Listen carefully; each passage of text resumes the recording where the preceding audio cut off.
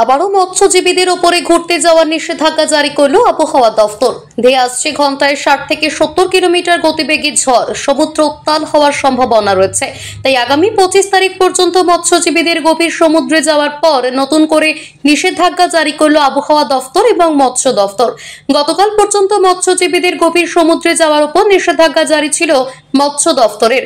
নতুন করে সমুদ্রে যাওয়ার উপর নিষেধাজ্ঞা জারি হওয়ায় বড়সড় ক্ষতির মুখে সুন্দরবনের মৎস্যজীবীরা। নিষেধাজ্ঞা চলছে, তো আবার নিষেধাজ্ঞা দিয়েছে মৎস্য দপ্তর থেকে। আমাদের কাছে মেসেজও এসেছে যে আগামী 25 তারিখ পর্যন্ত সমুদ্রে যেন কোনো ট্রলার মাছ ধরতে না যায়। তার কারণ প্রায় 60 কিলোমিটার বেগে সমুদ্রে ঝড়ো হাওয়া বইবে, দমকা হাওয়া বইবে। তাতে ওয়েদার খুব খারাপ থেকে আরও খারাপতর দিকে চলে যেতে পারে, যার জন্য সমস্ত ট্রলার যেন ল্যান্ডিং সেন্টারগুলোতে থাকে।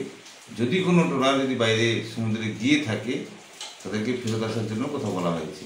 তো আমরা অলরেডি সবাইকে জানিয়ে দিয়েছি এবং আমরা চেষ্টা করছি মাইকিং করে যাতে আরও সতর্ক করে দেওয়া যায়। তার কারণ কিছু ট্রলার যদি বেরিয়েও যায় নিষেধাজ্ঞা অমান্য করে, যদি একটা ঘটনা ঘটে, সেখানে কিন্তু মৎস্য দপ্তর তার বিরুদ্ধে কঠোর থেকে কঠোরতম ব্যবস্থা নিতে বাধ্য থাকবে। আমাদেরকে জানিয়ে দিই। দক্ষিণ 24 পরগনা থেকে নিজস্ব প্রতিনিধির রিপোর্ট, টিভি নিউজ 10।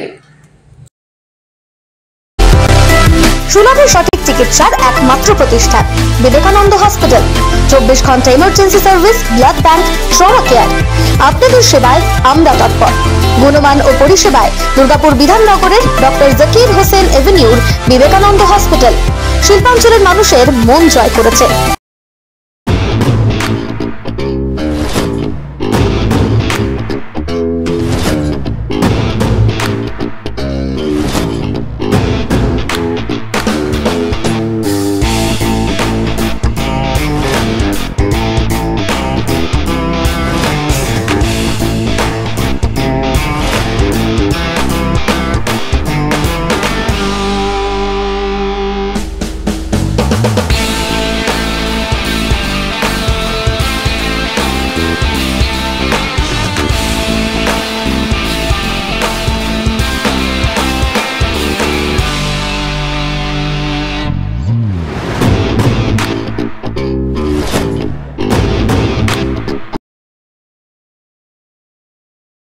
সবার আগে খবরের আপডেট পাওয়ার জন্য সাবস্ক্রাইব করুন আমাদের ইউটিউব চ্যানেল এবং ক্লিক করুন বেল নোটিফিকেশন আইকনে।